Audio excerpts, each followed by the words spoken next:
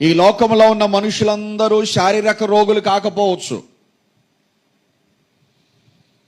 నీ బంధువులైనా, నీ స్నేహితులైనా, నీ ఇంట్లో ఉన్నవారైనా శారీరకంగా వారికి ఏ రోగం లేకపోవచ్చు. వారు శరీరపరంగా చూస్తే ఆరోగ్యంగానే ఉన్నారేమో, బాహ్యంగా చూస్తే వారికి ఏ అనారోగ్యం లేదేమో, వారి దేహం మాత్రం ఆరోగ్యంగానే ఉందేమో, కానీ అంతరంగం మాత్రం పాపమనే రోగముతో ఉంది.